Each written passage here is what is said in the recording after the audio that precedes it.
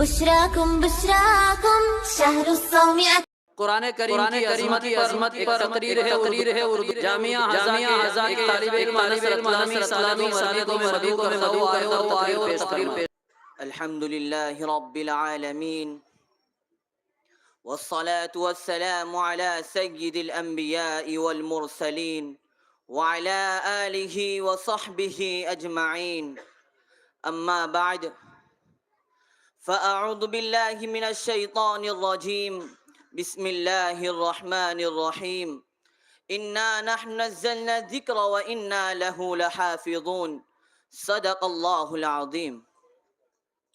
وقال النبي صلى الله عليه وسلم خيركم من تعلم القرآن وعلمه أو كما قال عليه الصلاة والسلام.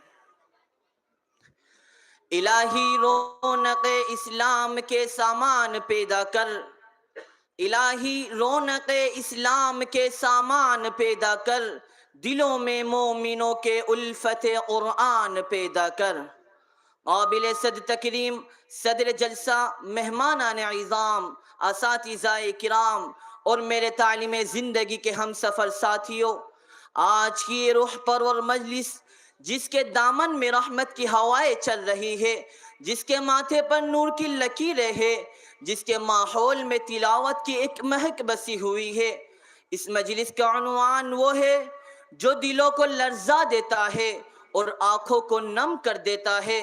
قرآن کریم کی عظمت مطلقہ اور اس کی رفعت لا متناہیہ اور حفظ قرآن کی وہ سعادت جس کے لیے اللہ رب العزت نے اپنے خاص بندوں کو منتخب کر لیا ہے.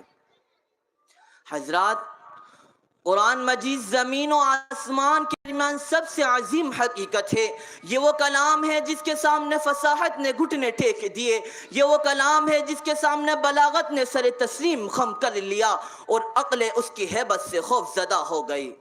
ارشاد ربانی ہے وَإِنَّا نَحْنُ نَزَّلْنَا الذِّكْرَ وَإِنَّا لَهُ لَحَافِظُونَ، کہ ہم ہی نے قرآن کو نازل کیا ہے اور ہم ہی اس کے محافظ ہیں، یعنی اس کی حفاظت کرنے والے ہیں. یہ اعلان کوئی انسانی نظام نہ دے سکا، کوئی قوم نہ دے سکی، کوئی سلطنت نہ دے سکی کہ قیامت تک ہم کسی ایک کتاب کو محفوظ رکھیں گے. لیکن اللہ نے فرمایا اور یوں ہی ہوا. آج بھی وہ قرآن لفظ بلفظ، حرف بحرف، نقطہ بنقطہ ویسا ہی ہے جیسا کہ 1400 سال پہلے نازل ہوا تھا. قرآن وہ کتاب ہے جو محض الفاظ ہی نہیں بلکہ انوار کا سمندر ہے. ارشاد باری ہے وَنُنَزِّلُ مِنَ الْقُرْآنِ مَا هُوَ شِفَاءٌ وَرَحْمَةٌ لِّلْمُؤْمِنِينَ، یعنی یہ قرآن جو دلوں کی بے چینی کو سکون دیتا ہے، جو بے نور آنکھوں کو روشنی دیتا ہے، جو ٹوٹے ہوئے دلوں کو جوڑ دیتا ہے، جو مردہ روحوں میں زندگی کو پھونک دیتا ہے. ہاں یہی وہ قرآن ہے جس کی برکت سے جنات شیاطین کا آسمانوں پر جانا بند ہوا. یہی وہ قرآن ہے جس کی برکت سے عزت و رفعت کے شامیانے گڑ گئے. یہی وہ قرآن ہے جس کی برکت سے محبوب حقیقی کی رضا نصیب ہوتی ہے. یہی وہ قرآن ہے جس کی بدولت حضرت عمر بن خطاب رضی اللہ تعالی عنہ کو ایمان نصیب ہوتا ہے. یہی وہ قرآن ہے جس کی مثال پیش کرنے سے ساری دنیا عاجز و قاصر رہ گئی. یہی وہ قرآن ہے جس کی نظیر پیش کرنے سے عرب کے فصحاء و بلغاء زبان دانی کا دعویٰ کرنے والوں نے گھٹنے ٹیک دیے. حضرات، سید العرب والعجم جناب سرور کائنات محمد عربی صلی اللہ علیہ وسلم نے ارشاد فرمایا خیرکم من تعلم القرآن وعلمہ، کہ آپ میں سب سے بہتر شخص وہ ہے جو قرآن کریم کو سیکھے اور دوسروں کو سکھائے. ایک مقام پر ارشاد فرمایا ان اللہ یرفع بهذا الكتاب اقواما ويضع به آخرین، کہ اللہ بعض قوموں کو قرآن کے ذریعے بلند کرتے ہیں اور بعض قوموں کو اسی قرآن کی محرومی کے سبب پست بھی کرتے ہیں. غور کیجئے، یہ قرآن قوموں کی تقدیر بدل دیتا ہے، یہ قرآن قوموں کے زوالوں کا فیصلہ بھی کرتا ہے. حضرات، قیامت کا وہ دن جب ماں اپنے بچے سے بھاگے گی، بھائی بھائی سے دور ہوگا، دوست دوست سے منہ موڑ لے گا، گویا کہ ہر شخص اپنی نجات کے لیے تڑپ رہا ہوگا۔ اس دن یہ قرآن اپنے پڑھنے والے کے حق میں عرض کرے گا، یا رب منعتہ النوم باللیل فشفعنی فیہ، اے میرے رب اس نے دنیا میں میرے خاطر راتیں جاگ کر گزار دی، اس لیے میری شفاعت قبول فرما۔ فکر کیجئے یہ قرآن ہمارے لیے وکیل بن کر کھڑا ہوگا۔ ارباب عقل و دانش، حافظ قرآن صرف یادداشت کرشمہ نہیں ہوتا، بلکہ وہ اللہ رب العزت کی چنیدہ عطا ہوتی ہے۔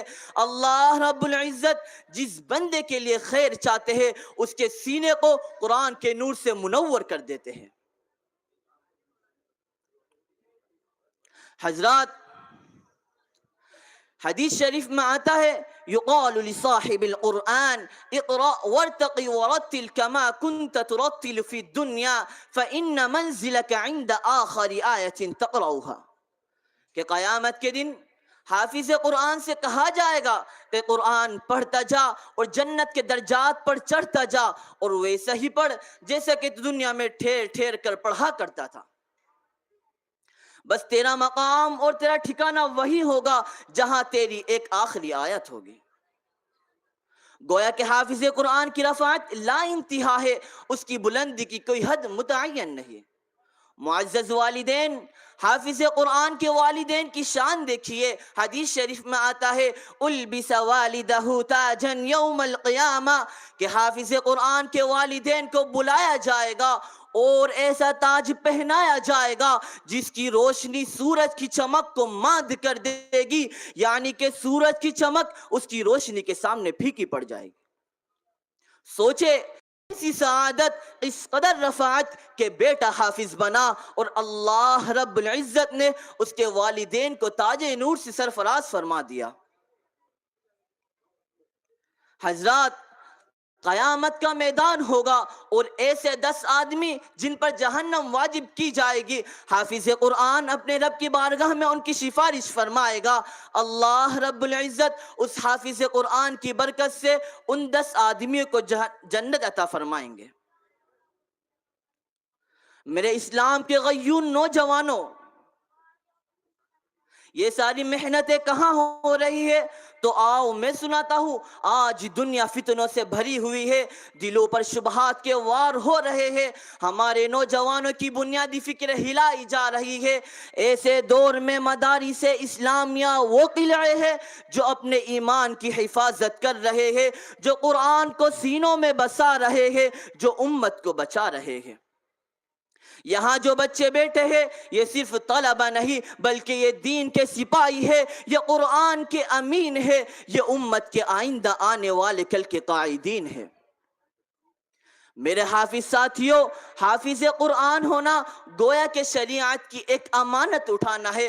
حافظ قرآن کے لیے ضروری ہے کہ قرآن اس کے کردار میں جھلکے، قرآن اس کی زبان پر ظاہر ہو، قرآن اس کے اخلاق میں بستا ہو، قرآن اس کے معاملات میں جھلکتا ہو۔